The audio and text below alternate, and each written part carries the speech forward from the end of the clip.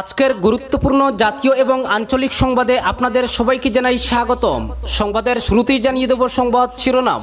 আসামের উচ্চ মাধ্যমিক প্রথম বর্ষের পরীক্ষা স্থগিত, মেয়েরগুড়ায় ফাইনালের সিদ্ধান্ত। বিস্তারিত থাকবে প্রতিবেদনে। শুধু অক্সিজেন বা করোনা টিকা নয়, এবার অভাব কাঠেরও। শ্মশানে দাহের কাঠের আকাল, বন দফতরের সাহায্য চাইল দিল্লির পুরসভা। আসামে 70+ নিয়ে সরকারের দাবি কংগ্রেসের, দিবাস্বপ্ন বলছে বিজেপি। বিস্তারিত থাকবে প্রতিবেদনে। বেটি বাঁচাও বেটি পড়াও স্লোগান সত্ত্বেও আজও সুরক্ষিত নয় মেয়েরা। যৌতুকের দাবিতে গৃহবধূ খুন রাতাবাড়িতে, ঘাতক স্বামী ও শ্বশুর শ্রীগড়ে। গভীর রাতে 6বার ভূমিকম্প, ফের কাঁপল আসাম, এবার বড় কিছুর ইঙ্গিত। কুম্ভমেলার কারণেই বাঁধ ভাঙ্গা করোনা সংক্রমণ, উত্তরাখণ্ডে সক্রিয় রোগীর সংখ্যা বাড়ল 1800%। বিস্তারিত থাকবে প্রতিবেদনে। এবং সর্বশেষ জানিয়ে দেব 16 বছর পর নীতি বদল, করোনা রুখতে বিদেশের সাহায্য নিতে রাজি মোদী সরকার, এমনকি চীনেরও। তাহলে বিস্তারিত খবরে যাওয়ার আগে ভিডিওটিতে একটি লাইক করে চ্যানেলটি সাবস্ক্রাইব করুন এবং ফেসবুক পেজটি ফলো করে অবশ্যই ভিডিওটি শেয়ার করবেন। তাহলে প্রতিদিনের তাজা খবরাখবর সবার আগে আপনি নোটিফিকেশনের মাধ্যমে পেয়ে যাবেন। আসামে করোনার প্রকোপ বৃদ্ধি পাওয়ায় অবশেষে উচ্চতর মাধ্যমিক প্রথম বর্ষের পরীক্ষা স্থগিত হল। বুধবার আসাম উচ্চতর মাধ্যমিক শিক্ষা সংসদের পরীক্ষা নিয়ন্ত্রক পঙ্কজ বরঠাকুর এক প্রেস বিবৃতিতে একথা জানিয়েছেন। বিবৃতিতে বলা হয়েছে, বুধবার সংসদের কাউন্সিল বৈঠকে রাজ্যের কোভিড পরিস্থিতি নিয়ে আলোচনার পর উচ্চতর মাধ্যমিক প্রথম বর্ষের পরীক্ষা পরবর্তী বিজ্ঞপ্তি প্রকাশ না করা পর্যন্ত স্থগিত রাখা হয়েছে। প্রসঙ্গত, উচ্চতর মাধ্যমিক প্রথম বর্ষের পরীক্ষা 4 মে থেকে অনুষ্ঠিত হওয়ার কথা ছিল। অন্যদিকে উচ্চতর মাধ্যমিক চূড়ান্ত বর্ষের পরীক্ষা নিয়ে আনুষ্ঠানিকভাবে কোনো বিজ্ঞপ্তি প্রকাশ করেনি সংসদ। আনুষ্ঠানিকভাবে কোনো বিজ্ঞপ্তি প্রকাশ না হলেও সংসদের অধ্যক্ষ ডক্টর দয়ানন্দ বরগুহাই সংবাদ মাধ্যমকে জানিয়েছেন, চূড়ান্ত বর্ষের পরীক্ষা অনুষ্ঠিত করা প্রসঙ্গে মে মাসের প্রথম সপ্তাহে সংসদের বৈঠক বসবে। ওই বৈঠকে বিষয়টি নিয়ে সিদ্ধান্ত হবে। উল্লেখ্য, 11 মে থেকে 14 জুন পর্যন্ত উচ্চতর মাধ্যমিকের চূড়ান্ত বর্ষের পরীক্ষার সময়সূচি স্থির রয়েছে। অপরদিকে শ্মশানে দাহের কাঠের আকাল, বন দফতরের সাহায্য চাইল দিল্লির পুরসভা। শুধু অক্সিজেন বা করোনা টিকা নয়, এবার অভাব কাঠেরও। করোনায় মৃত্যুর সঙ্গে বেড়েছে শেষকৃত্যের কাঠের চাহিদা। পরিস্থিতি এমনই যে শেষমেশ বন দফতরের সাহায্য চাইল দিল্লি পুরসভা। দিল্লি পুরসভা চালিত শ্মশানে দাহের কাঠের অকাল দেখা দিয়েছে। এই বিষয়ে উত্তর, দক্ষিণ এবং পূর্ব দিল্লির পুরসভা কর্তৃপক্ষ বন দফতরের সাহায্যের আর্জি জানিয়েছেন। অন্যদিকে পূর্ব দিল্লি পুরসভা পরিস্থিতি সামাল দিতে শেষকৃত্যের কাজে ঘুঁটে ব্যবহারের পরামর্শ দিয়েছে। প্রসঙ্গত, 3টি মিউনিসিপাল কর্পোরেশনই বিজেপি চালিত। পুরসভার কয়েকজন আধিকারিক এই বিষয়ে আলোকপাত করেন। তারা জানান, শ্মশানগুলি কিছু স্বেচ্ছাসেবী সংগঠনকে লিজ দেওয়া হয়েছে। তারাই সরকারি সরবরাহকারীদের থেকে কাঠ জোগাড় করে। আধিকারিকদের কথায়, করোনার দ্বিতীয় ঢেউয়ের আগে দিল্লির বৃহত্তম শ্মশান নিগমবোধ ঘাটে দিনে 6000 থেকে 8000 কেজি কাঠ লাগত। এখন সেই চাহিদা বেড়ে হয়েছে প্রায় 90,000 কেজি। ফলে স্বাভাবিকভাবেই এই বিপুল চাহিদার যোগান দিতে হিমশিম খাচ্ছে সরকারি সরবরাহকারীরা। শুধু তাই নয়, দ্রুত শেষকৃত্য সম্পন্ন করার জন্য খোলা হয়েছে একাধিক অস্থায়ী শ্মশানও। উত্তর দিল্লি পুরসভার মেয়র জয়প্রকাশ জানান, পার্কিং লট, পার্ক ইত্যাদি স্থানেও অস্থায়ী শ্মশান তৈরি করা হয়েছে। ফলে কাঠের চাহিদা উত্তরোত্তর বৃদ্ধি পেয়েছে। এ বিষয়ে আমরা দিল্লি সরকারের সহযোগিতা কামনা করি। দিল্লির বন দফতরের কাছে কাঠ সরবরাহের আর্জি জানিয়েছে পুরসভাগুলি। দিল্লি বন দফতরের উত্তর শাখার বন আধিকারিক আদিত্য মদনপুত্র জানান, এই বিষয়ে পদক্ষেপ নেওয়া হয়েছে। রাজধানী এলাকায় রাস্তা তৈরির জন্য 500টি গাছের উপর ও পাশের ডাল কাটার অনুমোদন দেওয়া হয়েছে। সেগুলি আপাতত শ্মশানগুলিকে সরবরাহ করা হবে। অন্যদিকে বন দফতরের দক্ষিণ শাখাও 200টি মৃত গাছ কেটে ফেলার অনুমোদন দিয়েছে। পশ্চিম বিহার শ্মশানের এক কর্মীর কথায়, একটি চিতায় প্রায় 500 থেকে 600 কেজি কাঠ প্রয়োজন। এখন এতটাই টানাটানির পরিস্থিতি যে সেটা কমিয়ে 450 কেজি করে আনা হয়েছে। তিনি জানান, দিনে 200 থেকে 300টি দেহ আসছে। ফলে কতটা কাঠ লাগতে পারে তা সহজেই অনুমানযোগ্য। অন্যদিকে গত 25 এপ্রিল এই বিষয়ে পূর্ব দিল্লির পুরসভা একটি বিজ্ঞপ্তি জারি করে সেখানে স্বেচ্ছাসেবী সংগঠন, সাধারণ নাগরিকদের সংগঠন ও গরুর শেল্টারগুলিকে গোবর সরবরাহের জন্য আর্জি জানানো হয়েছে। কাঠের অভাব পূরণ করতে ঘুঁটে ব্যবহারের সিদ্ধান্ত নেওয়া হয়। এছাড়া অন্যান্য রাজ্য থেকে যাতে কাঠ সরবরাহ করা হয় সেই বিষয়ে দিল্লি সরকারের কাছে আর্জি জানিয়েছে পুরসভা। অপরদিকে যৌতুকের দাবিতে গৃহবধূ খুন, ঘাতক স্বামী ও শ্বশুর শ্রীগড়ে। বেটি বাঁচাও বেটি পড়াও স্লোগান সত্ত্বেও আজও সুরক্ষিত নয় মেয়েরা। প্রতিদিনই তাদের নানা সমস্যার মধ্যে দিন কাটাতে হচ্ছে, তা বিবাহিত হোক বা অবিবাহিত। সারা জীবন একসঙ্গে চলার প্রতিজ্ঞা করেও অনেক মহিলাই 7 দিনও স্বামীর ঘরে সুখে থাকতে পারছেন না। রাতাবাড়ির সিংলাচড়া জিপির বড়বালি গ্রামে এমনই একটি লোমহর্ষক হত্যাকাণ্ডে গোটা এলাকা জুড়ে চাঞ্চল্য বিরাজ করছে।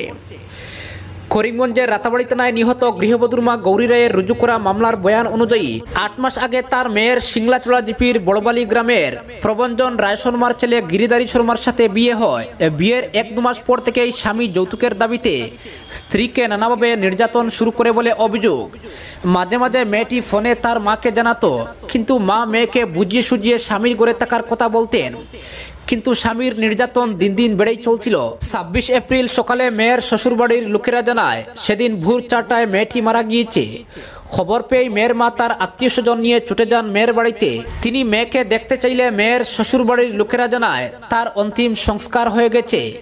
মেয়ের মা এই মৃত্যুকে স্বাভাবিক বলে মেনে নেননি। তার মেয়েকে পরিকল্পিতভাবে খুন করা হয়েছে বলে এফআইআরে উল্লেখ করেন। বুধবার রাতাবাড়ি পুলিশ তদন্তে নেমে মেয়েটির স্বামী ও শ্বশুরকে হত্যা ও প্রমাণ লুপাটের অভিযোগে গ্রেফতার করে করিমগঞ্জ জুডিশিয়াল ম্যাজিস্ট্রেট আদালতে হাজির করে তাদের বিচার বিভাগীয় হেফাজতে পাঠানো হয়েছে। রাতাবাড়ির বিভিন্ন মহল থেকে দোষীদের কঠোর শাস্তির দাবি জানানো হয়েছে। অপরদিকে 70+ নিয়ে সরকারে দাবি কংগ্রেসের, দিবাস্বপ্ন বলছে বিজেপি। কংগ্রেস নেতৃত্বাধীন মহাজোট 70টির বেশি আসন পেয়ে এবার আসামে সরকার গড়ছে। ভোটের পরবর্তীকালে কংগ্রেসের এক সমীক্ষার ফলে এই ইঙ্গিত পাওয়া গেছে। এআইসিসি থেকে চালানো এই সমীক্ষায় দেখা গেছে উজান আসামে 47টি আসনের মধ্যে অন্তত 18 থেকে 20টির মতো আসন পাচ্ছে কংগ্রেস। পাশাপাশি নিম্ন আসামে 39টি আসনের মধ্যে কমপক্ষেও 30টি আসন পাচ্ছে কংগ্রেস নেতৃত্বাধীন মহাজোট। সূত্রটি জানিয়েছে, এ ব্যাপারে নিশ্চিত হওয়ার পরই সরকার গঠনের প্রাথমিক পরিকল্পনা সেরে নেওয়ার জন্যই গুয়াহাটির অনতিদূরে দিসাং রিসোর্টে সম্ভাব্য কংগ্রেস প্রার্থীদের নিয়ে এক গোপন সভায় বসেছিলেন প্রদেশ কংগ্রেস নেতৃত্ব। প্রদেশ বিজেপির কার্যনির্বাহী সদস্য নিত্যভূষণ দে এআইসিসির এই সমীক্ষাকে বাস্তব পরিস্থিতির পরিপন্থী বলে মন্তব্য করেছেন। তার বক্তব্য, দিবাস্বপ্ন দেখছে কংগ্রেস। আগামী 10 বছরেও কংগ্রেসের পক্ষে আসামে ক্ষমতায় ফেরা সম্ভব নয়। নিত্যবাবু বলেন, তাদের যে অভ্যন্তরীণ সমীক্ষা হয়েছে ভোটের পর, তাতে দেখা যাচ্ছে সোনাই এবং বড়খলা ছাড়া বাকি 5টি আসনেই তারা বিপুল ভোটে জয়লাভ করবেন। শুধু তাই নয়, অন্তত 75টি আসন নিয়ে রাজ্যস্তরে মিত্রজোট দ্বিতীয়বারের মতো আসামে সরকার গড়ছে। এই বৈঠকে স্থির হয়েছে সমীক্ষা রিপোর্ট যদি সত্যি সত্যি বাস্তবে রূপায়িত হয়, তাহলে সরকার গঠনের বেলায় প্রবীণ এবং অভিজ্ঞদেরই গুরুদায়িত্ব দেওয়া হবে। শুধু তাই নয়, যেসব প্রতিশ্রুতি ইস্তাহারে দেওয়া হয়েছিল তা যাতে 2 বছরের মধ্যেই কার্যকর করা সম্ভব হয়, সেজন্য প্রয়োজনীয় পরিকল্পনা রচনা করেই নতুন সরকার এগোবে। সূত্রটি আরও জানিয়েছে, মুখ্যমন্ত্রী কে হবেন তা খুব গুরুত্বপূর্ণ বিষয় নয়, কারণ নির্বাচিত বিধায়করা ছাড়াও কংগ্রেসের হাইকমান্ড অর্থাৎ কংগ্রেসের কেন্দ্রীয় নেতৃত্ব এ ব্যাপারে যে চূড়ান্ত সিদ্ধান্ত নেবেন সেটাই বিধায়করা মেনে নেবেন। আরও জানা গেছে, ধর্মীয় সংখ্যালঘু বিধায়করা মহাজোটের প্রার্থী হিসাবে বেশি সংখ্যক আসনে জিতলেও কোনো মুসলিম সম্প্রদায়ের মুখকে মুখ্যমন্ত্রী করার কোনো উদ্যোগ নেওয়া হবে না। এটার পেছনে মূলত 2টি কারণ আছে। প্রথমত, ধর্মীয় সংখ্যালঘু সম্প্রদায়ের কাউকে নেতা নির্বাচন করলে বিজেপি তাকে রাজনৈতিক ইস্যু করে সাধারণ মানুষের কাছে ইস্যু করে তুলবে। দ্বিতীয় যে কারণটি নিয়ে দলের হাইকমান্ড যে চিন্তা ভাবনা করছে, তাতে মনে করা হচ্ছে অসমীয়া সংখ্যাগুরু কাউকেই দলনেতার পদে বসিয়ে বিজেপি ধর্মীয় উন্মাদনার সুরসুরিকে প্রতিহত করা সম্ভব হবে। এদিকে সমীক্ষায় বলা হয়েছে, বরাক উপত্যকার 15টি আসনের মধ্যে মহাজোট প্রার্থীরা পাচ্ছেন অন্তত 11টি আসন। কাছাড় জেলায় সমীক্ষা অনুযায়ী মোট 60টি আসনের মধ্যে 6টিতেই জয়লাভ করবে মহাজোট প্রার্থীরা। একমাত্র কাটিগোড়া আসন নিয়ে সমীক্ষায় বলা হয়েছে, এই আসনে মহাজোট প্রার্থীর সম্ভাবনা 50-50। যুক্তি হিসেবে বলা হয়েছে, কংগ্রেস কিছুটা হিন্দু ভোট পেলেও নির্বাচনের বাজিগর বিজেপি প্রার্থী গৌতম রায় নানাভাবে প্রভাব খাটিয়ে ধর্মীয় সংখ্যালঘুদের কিছু ভোট তার ইভিএমে নিয়ে যেতে সক্ষম হয়েছেন। এখানে কংগ্রেস প্রার্থী খলিল উদ্দিন মজুমদার রাতারাতি ইউডিএফ থেকে কংগ্রেসে আসার ফলে দলের অভ্যন্তরে কিছুটা বিরোধিতার চূড়া স্রোত বহমান ছিল। গৌতমবাবু এটাকে সুকৌশলে কাজে লাগিয়ে কিছুটা রাজনৈতিক ফায়দা নেওয়ায় এখানে কংগ্রেস প্রার্থী সামান্য পিছিয়ে পড়েছেন। তবে খলিল উদ্দিন মজুমদার যে পরাস্ত হবেন একথাও কংগ্রেস নেতারা জোর দিয়ে বলতে চাইছেন না। তাদের হিসেবে যে কোনো প্রার্থীর দিকে ফলাফল হেলে যেতে পারে।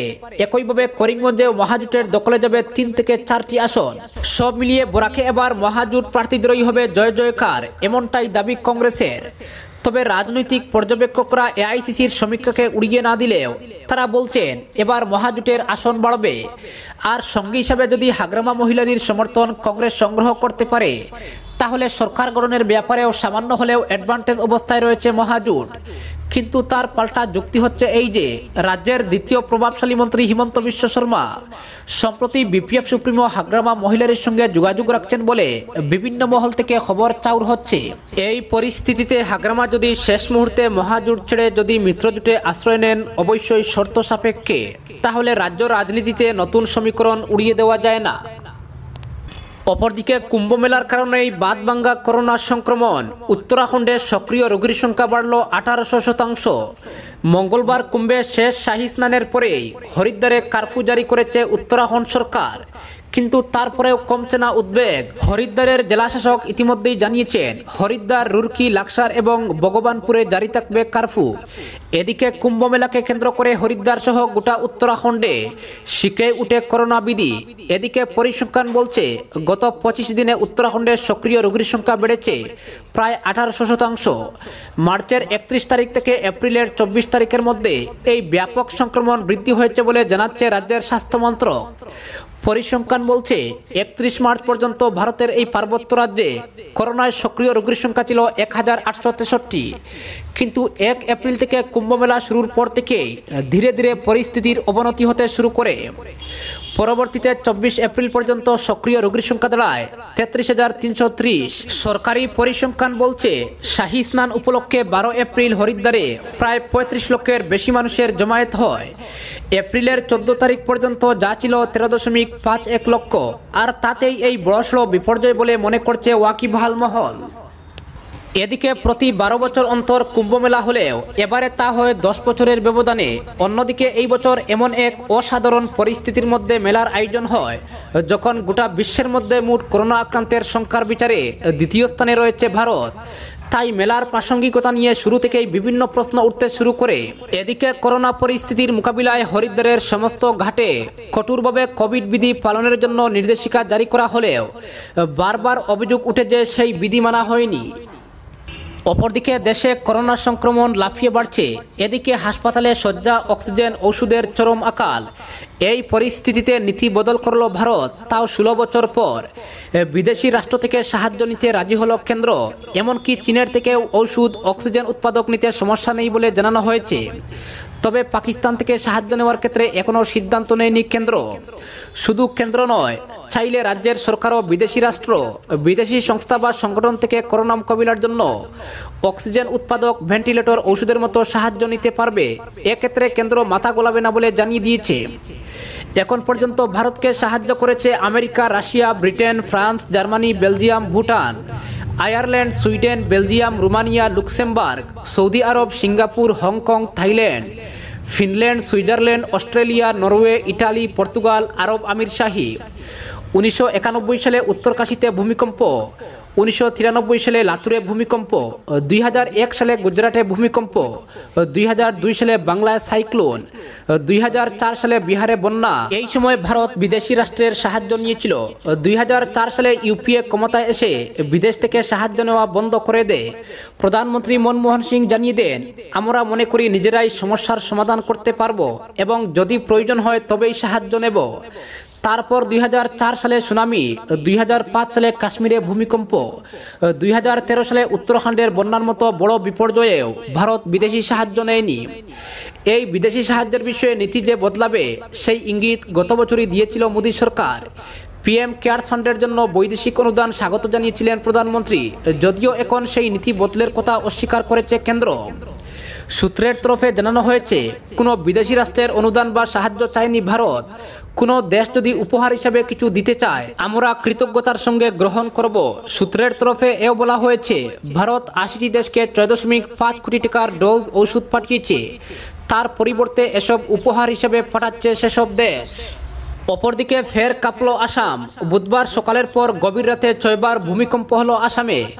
ন্যাশনাল সেন্টার ফর সিসমোলজি জানিয়েছে, রাত 12টার পর থেকেই ধাপে ধাপে 6 বার ভূমিকম্প হয় আসামের শোণিতপুরে।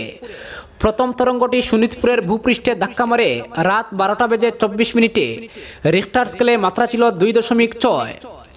এরপর যথাক্রমে 1:10, 1:20, 1:41 ও 1:52 মিনিটে ভূমিকম্প হয়। রিখটার স্কেলে মাত্রা ছিল যথাক্রমে 2.9, 4.6, 2.7 ও 2.3। রাত 2:28 মিনিটে আরও একবার ভূমিকম্প হয়। রিখটার স্কেলে মাত্রা ছিল 2.7। জানা গিয়েছে, আসামের তেজপুর থেকে 38 কিলোমিটার উত্তর পশ্চিমে শেষ ভূমিকম্পটির উপকেন্দ্র ছিল।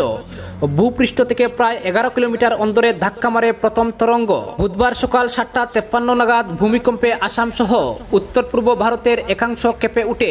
রিখটার স্কেলে মাত্রা ছিল 6.4। বহু জায়গা থেকে ক্ষয়ক্ষতির খবর আসে।